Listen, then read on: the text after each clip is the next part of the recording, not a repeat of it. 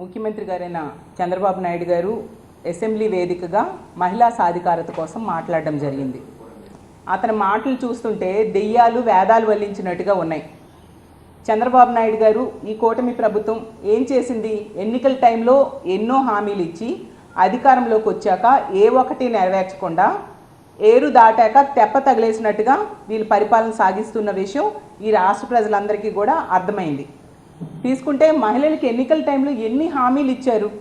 గతంలో జగనన్న మహిళలకి ఎంతో మేలు చేస్తే అంతకంటే ఎక్కువ మేలు చేస్తానని నమ్మబలికి ఈరోజు అధికారంలోకి వచ్చాక మహిళల్ని నెట్ట నిలువుగా మోసం చేయడం జరిగింది. ముఖ్యంగా తల్లికి వందనం తీసుకుంటే దీనికి బడ్జెట్లో 13,000 కోట్లు కేటాయించాల్సి ఉండగా కేవలం 8,200 కోట్లు కేటాయించారు 2025-26 సంవత్సరంకి. కానీ ఇప్పుడు రన్నింగ్లో ఉన్న సంవత్సరంకి రూపాయి కూడా నిధులు ఇవ్వని పరిస్థితి మనం చూసాం. ఒక్క స్టూడెంట్కి కూడా ఒక్క రూపాయి కూడా తల్లికి వందనం కింద ఇవ్వలేదు. అసలు గతంలో జగన్మోహన్ రెడ్డి గారు అమ్మఒడి అనే పథకాన్ని స్కూల్లో డ్రాప్అవుట్స్ని తగ్గించడం కోసం ఏర్పాటు చేసి చక్కగా వాళ్ళ చదువుకి ఎంతగానో దోహదం చేశారు. దాన్ని చూసి కాపీ కొట్టి ఈరోజు ఒక ఆన్గోయింగ్ స్కీమ్ని పని చేయకుండా చేసి ఈ విద్యా సంవత్సరం వాళ్ళు ఎగ్జామ్స్ టైంలో హాల్ టికెట్స్ ఇవ్వకుండా స్కూల్ యాజమాన్యాలు ఇబ్బంది పెట్టే పరిస్థితి ఉన్నా, వాళ్ళు అప్పులు చేసి తల్లిదండ్రులు కట్టే పరిస్థితి ఉన్నా కూడా ప్రభుత్వంలో ఎటువంటి చల్లం లేకుండా ఎంతో నిర్లక్ష్యంగా వ్యవహరిస్తూ ఉన్న పరిస్థితి చూసాం. అలాగే ఉచిత బస్సు వీళ్ళు ఏ రాష్ట్రాలను చూసి కాపీ కొట్టారో తెలంగాణ, కర్ణాటక రాష్ట్రాల్లో వాళ్ళు అధికారంలోకి వచ్చిన నెల రోజుల్లో ఈ ఉచిత బస్సు అమలు చేయడం జరిగింది. కానీ మన రాష్ట్రంలో ఈ కూటమి ప్రభుత్వం అధికారంలోకి వచ్చిన 10 నెలలు అవుతున్నా కూడా కనీసం ఉచిత బస్సు గురించి ఆలోచన కూడా చేయలేదు. ఈ బడ్జెట్లో కూడా దానికోసం పెట్టలేదు. అంటే వాళ్ళు ఆ ఉచిత బస్సు అనేది తుస్సుమనిపించారు అనే విషయం క్లియర్గా అర్థమవుతూ ఉంది. అలాగే ఆడబిడ్డ నిధి ఎంత దారుణంగా 18 సంవత్సరాలు దాటి 60 సంవత్సరాల లోపు ఉన్న మహిళలకి మోసం చేశారంటే ప్రతి నెల 1,500 రూపాయలు ఇస్తానని చెప్పి నమ్మబలికి ఓట్లు వేయించుకొని ఈరోజు ఆడబిడ్డ నిధి కోసం ఒక్క రూపాయి కూడా కేటాయించకుండా ఎంత దారుణంగా మోసం చేశారో మనం అందరము చూసాం.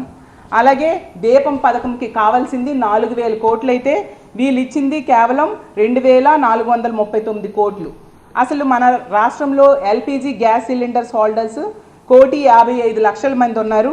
బీపీఎల్లో ఉన్న వాళ్ళు 1,48,00,000 మంది ఉంటే వీళ్ళు ఈ సంవత్సరంలో కూడా కేవలం ఒక సిలిండర్ ఇచ్చారు. ఇవ్వడమే కాకుండా 90 లక్షల మందికి మాత్రమే పరిమితం చేశారు.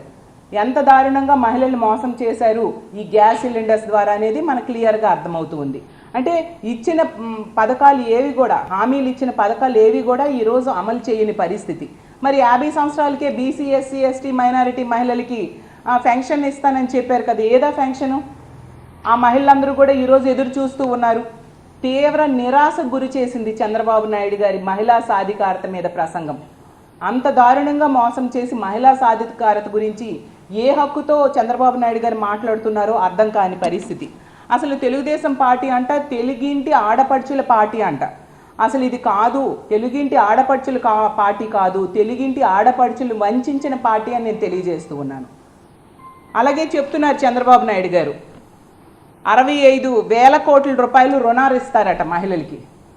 మరి 65,000 కోట్ల రుణాలు మాట తర్వాత మీరు ఎన్నికల్లో హామీ ఇచ్చారు కదా 3 లక్షల నుంచి 10 లక్షలకి చేస్తాను 0 వడ్డీ రుణాలు అని చెప్పి, వాటి గురించి మాట్లాడండి చంద్రబాబు నాయుడు గారు అని నేను అడుగుతూ ఉన్నాను.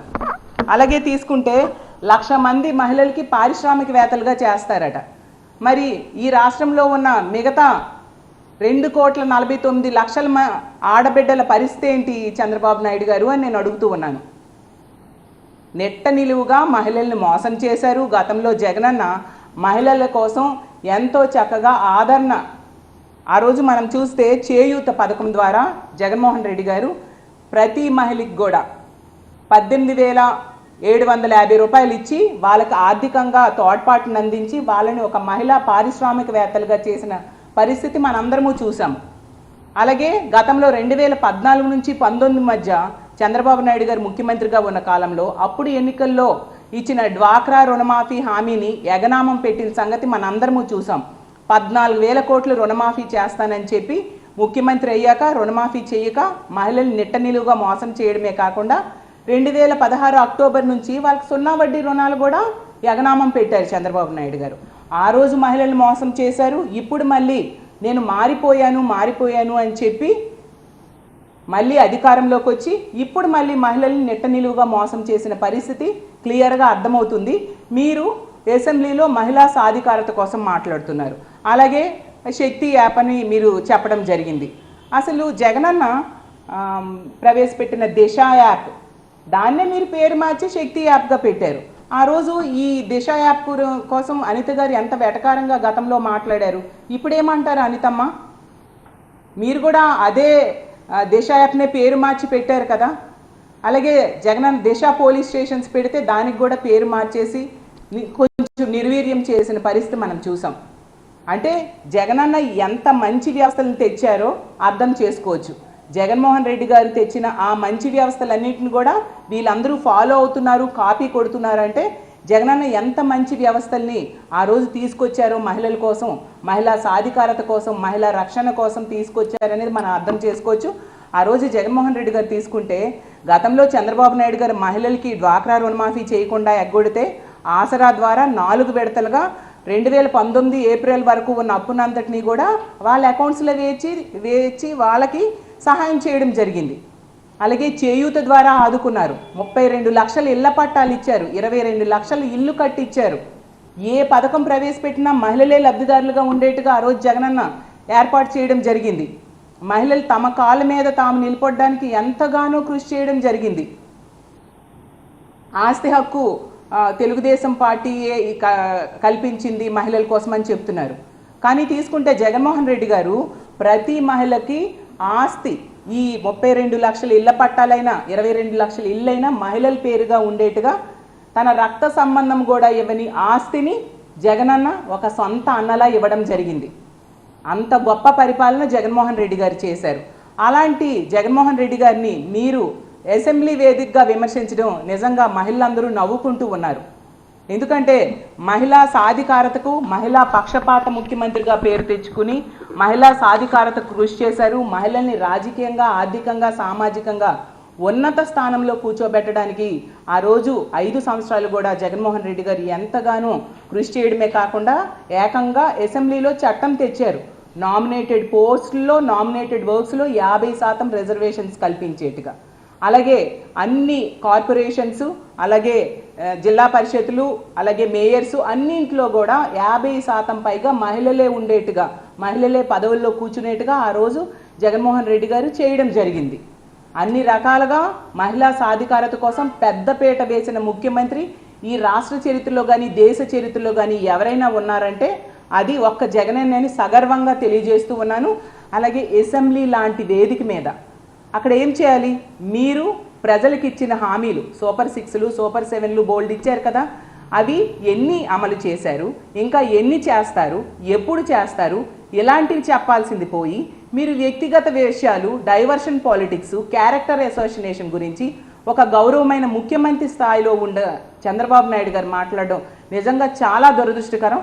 ఇలాంటి ప్రజా సమస్యల గురించి అసెంబ్లీలో మాట్లాడడం మానేసి తల్లికి చెల్లికి ఆస్తిలో వాటాలు ఇవ్వలేదనేసి సంబంధం లేని, ప్రజలకి అవసరం లేని విషయాలు చంద్రబాబు నాయుడు గారు మాట్లాడడం, కుటుంబ విషయాలు మాట్లాడడం నిజంగా చాలా బాధాకరం. దీన్ని నేను తీవ్రంగా ఖండిస్తూ ఉన్నాను.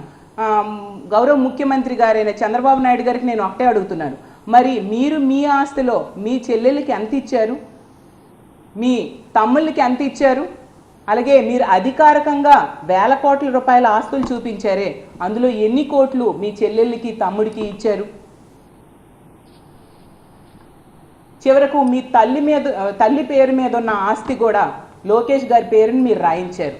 వీటన్నిటి గురించి సమాధానం చెప్పాలి కదా ముందు, జగనన్న కోసం మాట్లాడే ముందు. ఎందుకు వ్యక్తిగత విషయాలు మాట్లాడుతూ అసెంబ్లీ లాంటి ప్రజా సమస్యలు చర్చించాల్సిన వేదిక మీద వ్యక్తిగత విషయాలు మీరు మాట్లాడుతూ ప్రజలు ఇచ్చిన విలువైన సమయాన్ని దుర్వినియోగం చేస్తున్నారు చంద్రబాబు నాయుడు గారు అని నేను అడుగుతూ ఉన్నాను. కాబట్టి ఎప్పటికైనా ఇలాంటి డైవర్షన్ పాలిటిక్స్ మానుకోవాల్సిందిగా చంద్రబాబు నాయుడు గారికి తెలియజేస్తూ ఉన్నాను. మీరు ఇచ్చిన ఇన్ని హామీలు ఏ ఒక్కటి నెరవేర్చలేదు. మొదటి బడ్జెట్లో ఏది నెరవేర్చలేదు, అలాగే రెండో బడ్జెట్లో తీసుకున్నా కూడా ప్రజలని ముఖ్యంగా మహిళల్ని నిట్ట నిలువుగా మోసం చేశారు. ఈరోజు తీసుకుంటే నిరుద్యోగులు తామా చెప్పులతో తామే కొట్టుకుంటున్నారు, మీ కూటమి ప్రభుత్వానికి ఎందుకు ఓట్లేసామా అని చెప్పేసి. అంత దారుణంగా నిరుద్యోగ యువతకి మోసం చేయడం జరిగింది.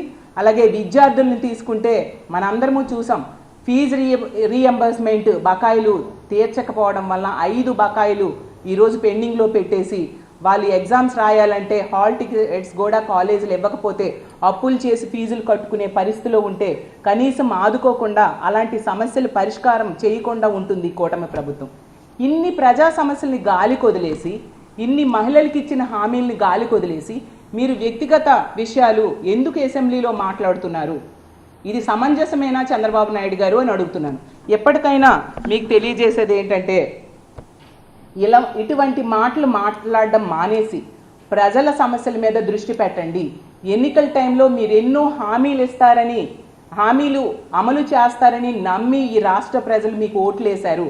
ఆ హామీలు అమలు మీద దృష్టి పెట్టి ప్రజలకి మంచి చేయడానికి ప్రయత్నించండి. గతంలో జగనన్న ఒక సుపరిపాలన లాంటి పాలన ఈ రాష్ట్రానికి అందించారు. 5 సంవత్సరాల్లో అన్ని రకాలుగా ఈ రాష్ట్ర ప్రజల్ని, రైతుల్ని, మహిళల్ని, నిరుద్యోగుల్ని, అన్ని వర్గాల ప్రజల్ని ఆదుకుంటూ ఎంతో చక్కటి పరిపాలన అందించారు. ఈరోజు అన్ని రకాలుగా రైతులనైతేనే, మహిళలనైతేనే, విద్యార్థుల్ని, నిరుద్యోగుల్ని, అన్ని వర్గాల వాళ్ళని, ఉద్యోగులతో సహా ఈరోజు నెట్ట నిలువుగా మీరు మోసం చేశారు. కాబట్టి ఎప్పటికైనా దయుంచి 10 నెలలయ్యింది, మీరు ఇచ్చిన హామీలన్నీ అమలు చేయడం మీద దృష్టి పెట్టండి. ఈ రాష్ట్రంలో ఉన్న నిరుద్యోగ యువతకి ఉద్యోగాలు ఇవ్వండి. అన్ని రకాలుగా ప్రజల్ని ఆదుకోవడం మీద దృష్టి పెట్టండి. డైవర్షన్ పాలిటిక్స్ ఎప్పటికైనా మానుకోవాల్సిందిగా కోరుకుంటూ సెలవు తీసుకుంటున్నాను.